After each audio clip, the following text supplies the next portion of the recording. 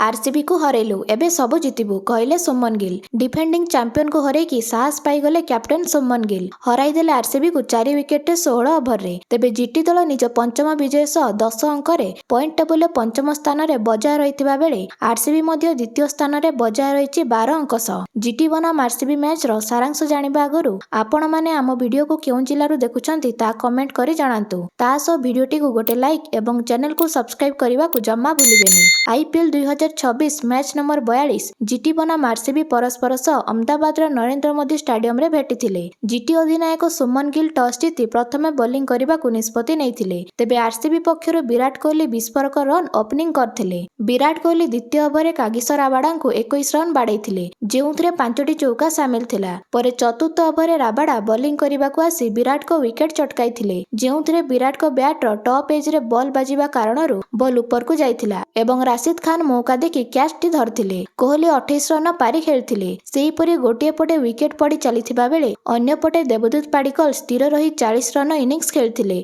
जाकी RCB batter को मध्यरु सर्वाधिक रन करथिले। तेबे 15 ओवर प्रथम बॉल ले सेट बैट्समैन पाडिकल बोल्ड होइतिले राशिद खान हातरु। तेबे जीटी बॉलर आगरे फेल मारिथिले आरसीबी बैटर। 126 रन ने 7टी विकेट पड़िथिला आरसीबी रो। तेबे शेष रे रोमारियो सेफर्ड, भेंकटेश अय्यर एवं भुवनेश्वर कुमार को 44 रन पारी सह दल 155 स्कोर ऑल आउट होई जाइथिला शेष ओवर रे। तेबे 156 टार्गेट को पिछा करी जीटी दल 4 विकेट विजय हासिल करिछि। जीटी अधिनायक सुमन गिल तांकर 43 रन पारी सह इनिंग्स को आरंभ करथिले, जेतेबेले कि साई सुदर्शन गोटे चौका मारी आउट होइतिले भुवनेश्वर कुमार को हातरु। परे गिल मध्य निज विकेट हराइथिले चतुर्थ ओवर रे, तांको भुवनेश्वर कुमार आउट करथिले। तेबे जॉस बटलर 3 नंबर रे बैटिंग जारी रखी 39 रन पारी खेलथिले। दल पावर प्ले रे 69 स्कोर करथिला। एणिकी दल 92 स्कोर करथिबा बेले बटलर को विकेट पड़िथिला अष्टम ओवर रे, जहा पुणी भुवनेश्वर को हाथ को जाइथिला। शेष रे राहुल तिवातिया, जेसन होल्डर एवं राशिद खान को साहाय्य रे दल विजय हासिल करिछि। राशिद खान विनिंग चौका मारी मैच टी को जिताइथिले। तेबे आगामी आरआर बनाम डीसी मैच रे आपण माने केउ दल को समर्थन करूछंती ता कमेंट माध्यम रे जणांतु।